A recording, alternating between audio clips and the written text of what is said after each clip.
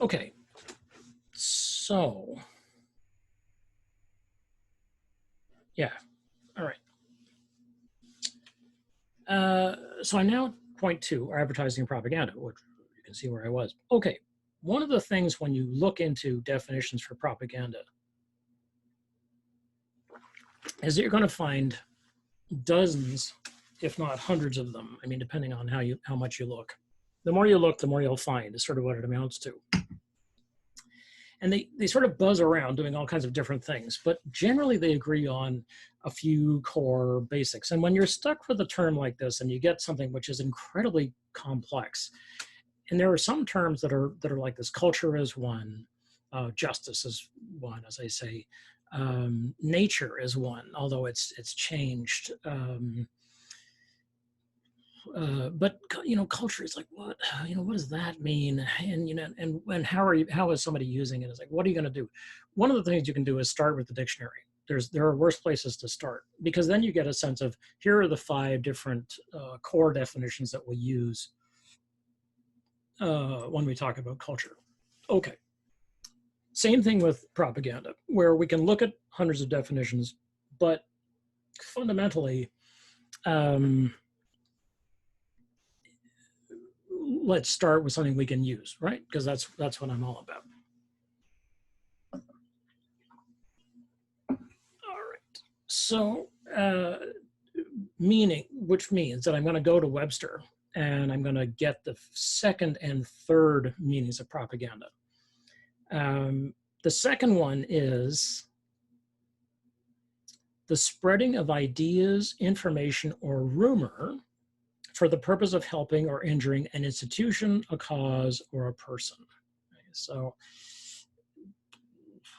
and the third one is ideas, facts, or allegations spread deliberately to further one's cause or to damage an opposing cause. Also, a public action having such an effect. Okay, so the first thing is spreading ideas, information, or rumor to help or hurt a cause, an institution, or a person. Okay, so if you're supporting a cause, is that propaganda? It's like, well, it depends, right? And that's why it's like, is any information, can all information be considered to be propaganda as soon as it's weaponized, as they say? And the third definition again was ideas, facts, or allegations spread deliberately to further one's cause or damage an opposing cause. And most of the time, it's the damage part that we're focused on when we come to propaganda. But a lot of the times, it's the this is what the state can do for you, or this is what this group will do for you, or this is how we will help you. And there are promises that are made, basically. So that's propaganda. For advertising, it says, so the second, this is 2A, this is again Webster. So check it out, see what you've got. To make publicly and generally known, in other words, advertise your position. To announce publicly, especially by printed notice or broadcast. The third one is, this is in 2, this is all 2 subsections. To call public attention to, especially by emphasizing desirable qualities, so as to arouse desire to buy or patronize. It's like, this is what we do, it's really great, come and visit us in I don't know, come and visit us in Niagara, we make great wine. It's like, okay, good, fine, check. So that's promotion, right? And it appears to be unloaded. That is, it appears not to be politically driven. People want you to come and have their stuff, so essentially you are to advertise your position in the oldest sense of the word, or one of the older senses of the word, is basically just to say, it's like, hey, this is what we do. You're just sort of informing people, oh yeah, we do this, you come on down. So advertising sounds a great deal cleaner and more direct than propaganda, which for these purposes is about injury. And it's injury here that you really need to focus on. And I'm generally fine with this distinction, although I think it's going to be helpful to have a few more definitions. And you might expect that I would have such definitions hanging in the wings. Indeed, I do in the next slide. I can get it to play. Here we go. Just am small in myself. Become smaller, make your ego smaller. Okay, so here's a couple of definitions that I thought might be helpful from two reasonably recent. I mean, the thing about these definitions is they don't really go out of date because propaganda tends to be propaganda. I mean, the thinking about it changes pretty slowly, which is, what a relief, after all this bloody technology that keeps like every, time you turn around. So here are these two initial definitions. Pratkanis and Aronson, I like Age of Propaganda. It's a nice book. I mean, it's clear, they're doing their best to be clear about it. And so they say, I'll let you pause me so you can get the stuff down if you want. Okay, so let me come back to this. So the dexterous use of images, slogans, and symbols that play on our prejudices and emotions. Okay.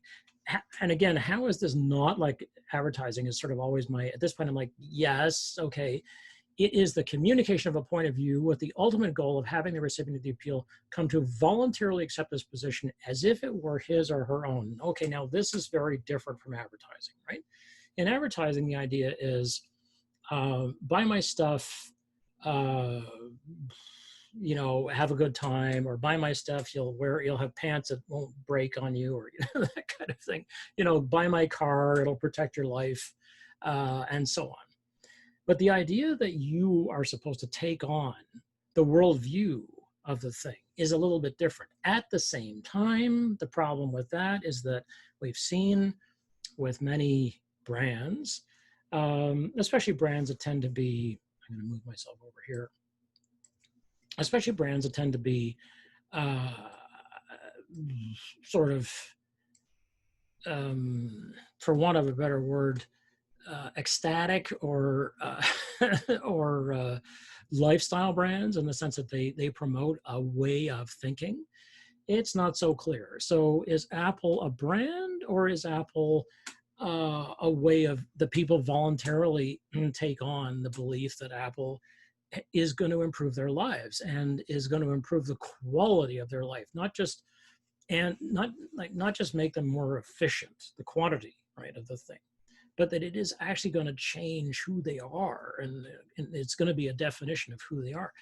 In the same token, it's like, well, how much better can you make a shoe? It's like, well, these days Nike and New Balance and whoever else is making shoes will say that a shoe will change your life. It's like, well, it probably will if you've had shoe trouble up until now and you find a great shoe, it probably will change your life because it's going to make you feel less in pain when you go walking and so on.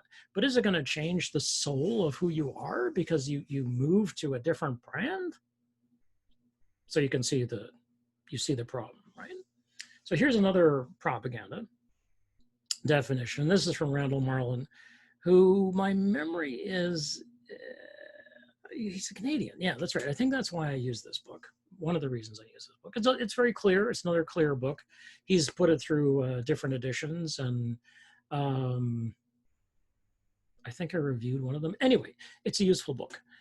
The organized attempt through communication to affect belief or action or inculcate attitudes. So there's the same thing, right? It's, belief, right? Action, okay. And inculcate attitudes, so bring about in us, attitudes in a large audience, right? Not just one person. It's like, I'm not just trying to convince you, I'm not trying to convince my friend Joe, to buy this amazing fountain pen. It's like, no, I'm trying to convince millions of people in ways that circumvent or suppress an individual's adequately informed or rational reflective judgment. So advertising is supposed to be this level playing field, right? Where everybody sort of meets on the ground and says, you should buy car X because it's safe and it's good, it's good gas mileage, and because it's green, it's not even a gas burning car. Well, they're all gas burning or oil burning, basically, because unless they come from hydropower. If your electric car is still probably being powered by a generator that's being run on coal or oil or some dirty non-renewable fossil fuel. But it might be solar generated, or it might be wind generated, or hydro, and so on.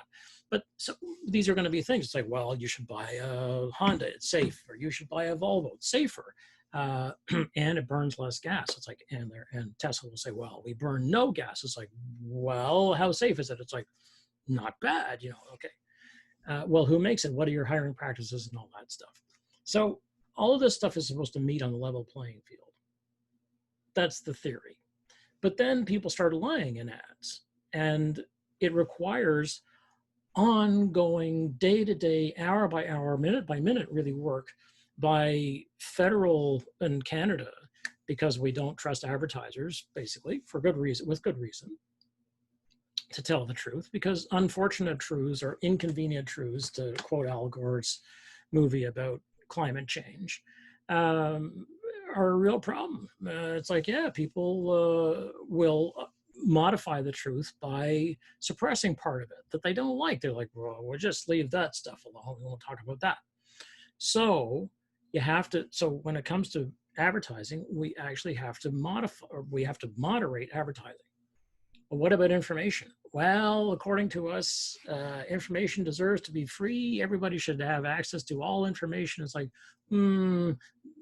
well, it's like, yeah, and so at what point, and this is why Marlin's definition for me is more useful than Pratkanis and Aronson's, although as I say, I like their book, that circumvent or suppress an individual's adequately informed, rational, reflective judgment. So the idea about propaganda is to get in there and change ideas you didn't know you had. In fact, to lay down ideas before you even had any.